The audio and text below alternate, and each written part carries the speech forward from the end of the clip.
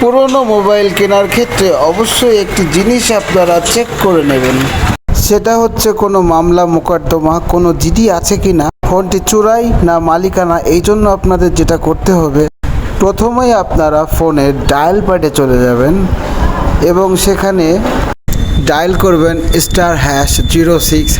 এরকম একটা ইন্টারফেস আসবে, এটা আপনার ইএমআই নাম্বার, এটা কপি করে নেবেন। ক্রোম ব্রাউজারে ঢুকে আপনারা সার্চ বাটনে ক্লিক করবেন, IMEI.info লিখে সার্চ দিলে আপনার কপি করা নাম্বারটা এখানে পেস্ট করে দিয়ে আপনি চেক IMEI-তে ক্লিক করবেন। অপেক্ষা করলে পরবর্তী ইন্টারফেস চলে এসেছে, যে আপনার ফোনের টোটাল হিস্ট্রি এখানে দেখতে পাচ্ছেন এবং ঠিক নিচে স্ক্রল করে লস ডিভাইস চেক এখানে ক্লিক করলে আপনার আবার একটা নিচে এসে চেক লস সলিউশন স্ট্যাটাস এখানে ক্লিক করলে আপনি ডিটেলসটা আপনার সামনে চলে আসবে, কেস মামলা মোকদ্দমা আছে কিনা। Device is clean. খুব সোজা, তাই না? এভাবে আপনারা প্রত্যেকটি ফোন কেনার আগে চেক করে নেবেন, তাহলে আপনারা বিপদ থেকে রক্ষা পাবেন। আসসালামু আলাইকুম।